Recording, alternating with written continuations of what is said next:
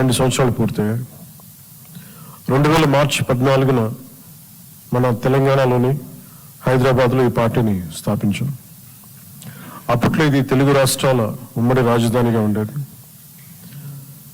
తెలంగాణలో జనసేనను ప్రారంభించినప్పుడు కేవలం ఒకే ఒక నిబద్ధత మాత్రమే ఉంది. అది మన దేశాన్ని బలోపేతం చేయటం, దేశ సమగ్రతని కాపాడటం, దేశ సమగ్రతకు కలిగించే ఎలాంటి విభజన శక్తులకైనా వ్యతిరేకంగా పోరాటం. దేశ సమగ్రత, దేశ శ్రేయస్సు తప్ప జనసేన స్థాపించినప్పుడు వేరే ఏ ఆలోచన నా మనసులో లేదు. కనీసం అధికార వస్తుందో లేదో కూడా తెలీదు. ఎందుకంటే అసలు ఆ రోజున అలాంటి ఆశ కూడా లేదు. 2014 సాధారణ ఎన్నికలకు కేవలం 2 నెలల ముందు మాత్రమే మనం ఈ పార్టీని స్థాపించాం. కానీ ఈ 12 ఏళ్ల ఈ ప్రయాణంలో, ఒక పుష్కర కాలంలో చాలా పోరాటాలు చేశాం, చాలా పరాజయాలు ఎదుర్కొన్నాం, ఆశలు కోల్పోయిన సందర్భాలు ఉన్నాయి.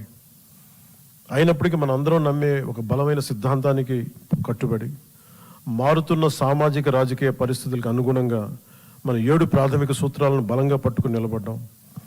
అత్యంత క్లిష్ట సమయాల్లో కూడా వాటిని వదలకుండా ముందుకు సాగాం. మారుతున్న రాజకీయ పరిణామాల్లో ఒక నిర్దిష్టమైన ఆచరణాత్మక విధానంతో మనం దాదాపు 21 ఎమ్మెల్యే స్థానాలని, 3 ఎంపీ స్థానాలని మరియు ఇంక్లూడింగ్ రీసెంట్ రాజ్యసభతో పాటు కలిపి 2 ఎమ్మెల్సీ స్థానాలని ఈ రోజున సాధించగలిగాం. 1,00,000 మంది సభ్యత్వంతో ప్రారంభమైన ఈ పార్టీ ఈరోజు ఆంధ్రప్రదేశ్లోనే కాకుండా తెలంగాణతో కలిపి 20 లక్షల పైగా సభ్యత్వాలను చేరుకుంది.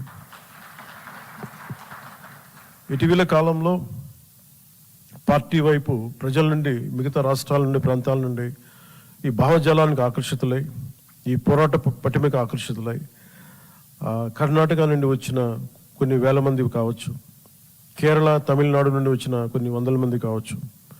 మనం నమ్ముతున్న సిద్ధాంతం బలపడుతుంది. అది దేశంలోని వివిధ ప్రాంతాల ప్రజలను కలుపుతుంది అనడానికి ఇదే చిన్న నిదర్శనం. భిన్న ప్రాంతాల నుండి వచ్చిన ఈ అనుసంధానాన్ని చూడటం నిజంగా నాకు చాలా ఆనందం కలిగించింది. ఇలా జరుగుతుందని పార్టీ పెట్టినప్పుడు కూడా నేను ఊహించలేదు. నాకు పార్టీ ప్రయోజనాలు వీటికంటే ముఖ్యంగా పార్టీ బాగుపడాలంటే ముందు మనం దేశ సమగ్రత గురించి ఎప్పుడు ఒక తొలి ప్రాధాన్యత ఇవ్వాల్సిన అవసరం ఉంది. అలా చెప్పడానికి కూడా చాలా కారణం ఉంది. ఎప్పుడైనా సరే మీరు భారతీయ చరిత్రను చదివితే, బ్రిటిష్ వాళ్ళు మనకి స్వాతంత్రం ఇచ్చి వెళ్ళిపోయేటప్పుడు దేశంలో ఒక కల్లోలిత వాతావరణాన్ని సృష్టించారు.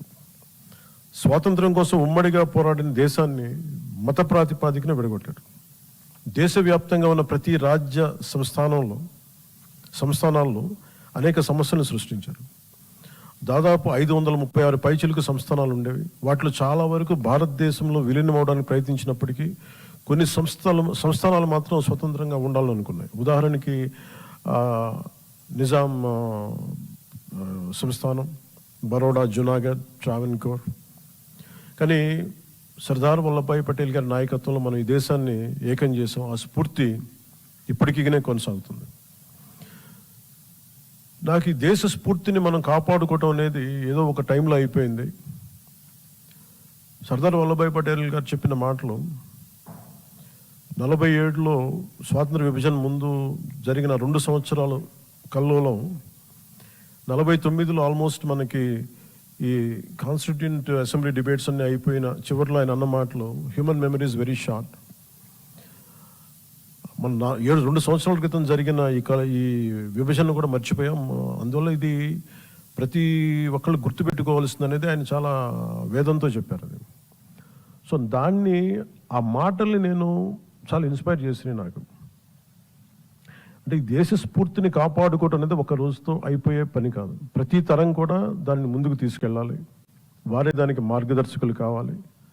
సమకాలీన రాజకీయాల్లో ఎవరైతే అధికారం కోసం ఆశపడి ఈ సూత్రాన్ని విస్మరిస్తారో వారు తమ స్వల్పకాలిక రాజకీయ ప్రయోజనాల కోసం ప్రజల మధ్య, ప్రాంతాల మధ్య విభజనను సృష్టించి దేశ సమగ్రతని ప్రమాదంలో పడేస్తున్నారు.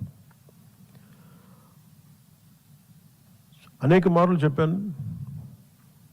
2014లో కాంగ్రెస్ పార్టీ ఆంధ్రప్రదేశ్ రాష్ట్రాన్ని విభజించిన తీరు మీద మనం ఆవేదన వెలిబుచ్చాను తప్ప ఇక్కడ తెలంగాణ రాష్ట్ర విభజన జనసేన ఏ రోజు కూడా దాన్ని అడ్డు చెప్పలేదు. ఇది 2009 నుంచి నేను రిపీటెడ్గా చెప్తున్నా, this is my commitment and also Janasena's commitment for betterment of Telangana, for the statehood of Telangana. కాకపోతే కాంగ్రెస్ పార్టీ విభజించిన తీరు మటుకు ఒక అసంతృప్తిని, ఒక అశాంతిని సృష్టించింది.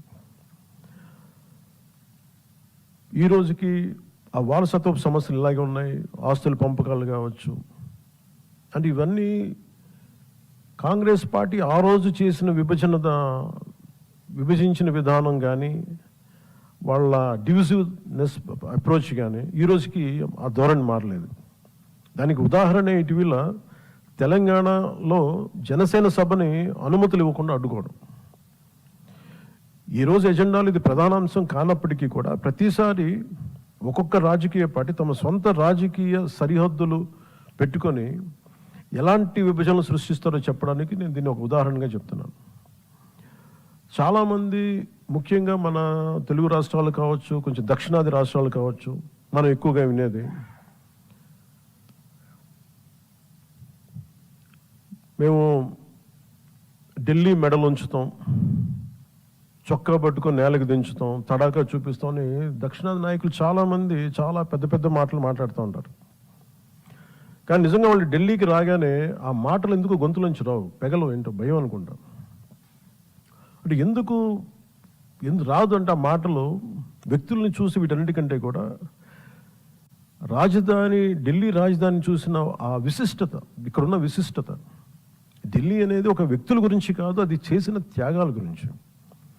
140 కోట్ల మంది ప్రజలను సురక్షితంగా ఉంచడానికి, పరిపాలించడానికి నిరంతరం పోరాడుతున్న ఎన్నో నిబద్ధత కలిగిన సంస్థలు, అది న్యాయ వ్యవస్థలు కావచ్చు, రాజకీయ వ్యవస్థలు కావచ్చు, అడ్మినిస్ట్రేటివ్ వ్యవస్థలు కావచ్చు, డిఫెన్స్ వ్యవస్థలు కావచ్చు, ఇవన్నీ దగ్గరుండి చూసినప్పుడు మనకు అలాంటి మాటలు పెగలవు. తమ ప్రాంతాల్లో, మన రాష్ట్రాల్లో ఉండి పెద్ద పెద్ద మాట్లాడే నాయకులందరూ కూడా ఇక్కడికి వచ్చినప్పుడు ఢిల్లీ తాలూకు ఈ గాఢతని చూసిన తర్వాత ఈ దేశం యొక్క సమగ్రతని అర్థం చేసుకుంటారు. మీరు ఇండియా గేట్కి వెళ్తే ఈ దేశాన్ని ఏకతాటిపై ఉంచడానికి సైనికులు చేసిన త్యాగాలు మనకు అర్థమవుతాయి. ఒక సెంట్రల్ హాల్కి వెళ్తే 370కి పైగా న్యాయ నిపుణులు, అంబేద్కర్ గారు రాజ్యాంగ సారథిగా, చాలామంది ప్రముఖులు, నాయకులు కలిసి 2 సంవత్సరాల 11 నెలల 17 రోజుల పాటు రాజ్యాంగ చర్చలను ఎలా జరిపారో మనకి అర్థమవుతుంది. విభజన సమయంలో దాదాపు 2 కోట్ల మంది ప్రజలు నిర్వాసితులయ్యారు. 18 నుండి 20 లక్షల మంది ప్రజలు ప్రాణాలు కోల్పోయారు. మనం ఢిల్లీని తాకినప్పుడల్లా మనకి ఈ విషయాలని మనసులోకి స్ఫురణలోకి వస్తాయి. ఇక్కడ నుండి కొన్ని గంటల దూరంలోనే మన పట్ల ఎంతో శత్రుత్వంతో ఉన్న పాకిస్తాన్ ఎంతసేపు ఆ సరిహద్దులు కనిపిస్తూ ఉంటాయి మనకి. ఈరోజు నేను ఎందుకు ఇక్కడ పెట్టానంటే జనసేన పార్టీలోని ప్రతి ఒక్క నాయకుడు, ప్రతి సభ్యుడు ఇది అర్థం చేసుకోవాలని ఇక్కడ నేను పెట్టాను.